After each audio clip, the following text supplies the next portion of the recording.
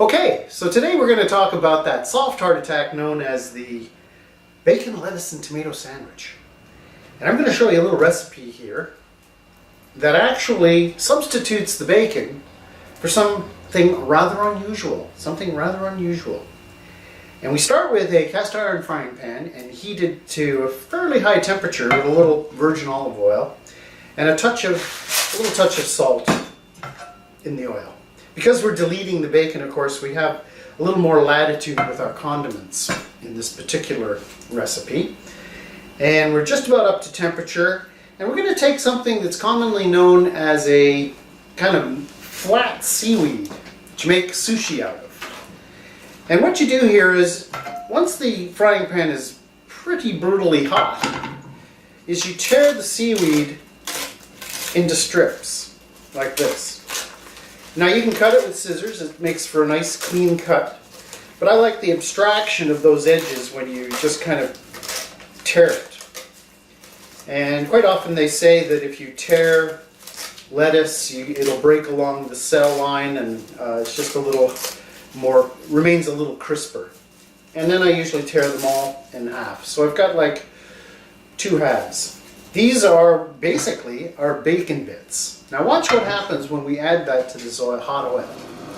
There's usually enough strips in one piece to do a couple of batches, which makes for a very crunchy and very nice sandwich. And you'll see in a moment what I mean by that. So we just pop those in there. I've turned the heat down a little bit.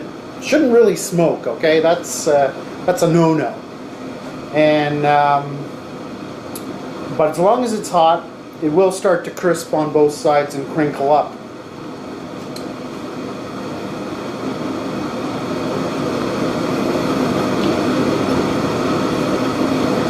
So you can see it changing color as it starts to cook. And what's nice is that it's pretty easy to tell by the color when it's done. So on one side, you can wait for it to, So by the time you flip it to the other side, you've got very nice, crispy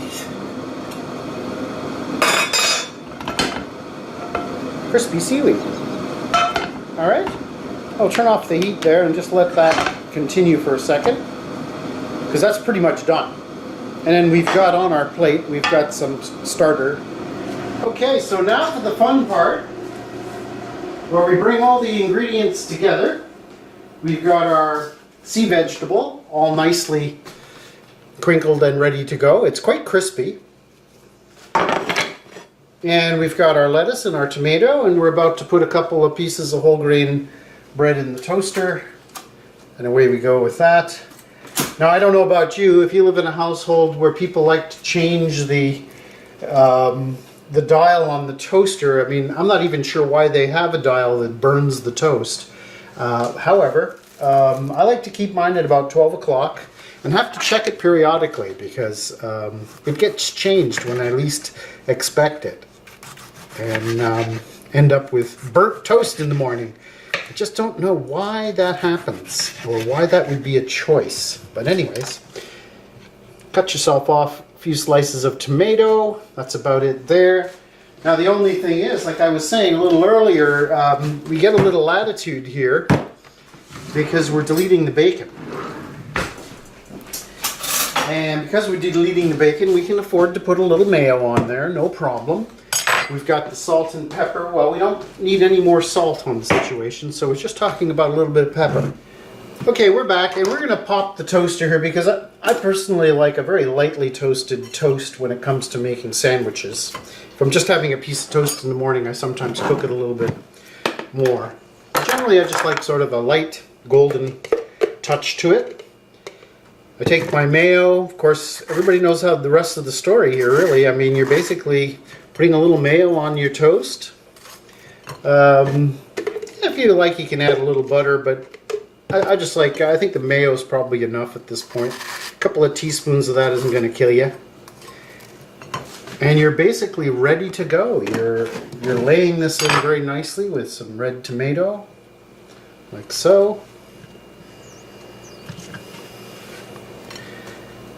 And then we're adding a little pepper to that, which is always nice. I like to put the, well, we'll call it the simulated bacon right in the middle between the lettuce and the tomato, like so. And you can hear it's got kind of a nice crunch to it, and it's kind of crispy. So that's what sort of makes it work as a substitute for bacon. So we go like that. We add all our, see, it's very crispy, and that slight little bit of burnt quality to it doesn't hurt either in terms of enhancing the flavor. Get all our lettuce and everything on there, and away we go. We've got ourselves what I would call the perfect little bacon, lettuce, and tomato sandwich without the bacon. And I like to cut at a slight diagonal, not complete. And then we get a very luscious effect now. We have the red. Look at that. Doesn't that look good? Now I'll just, I'll take a little bite here by the microphone, just so you can hear it. Mmm. Oh, like nothing else. Enjoy. It's fantastic.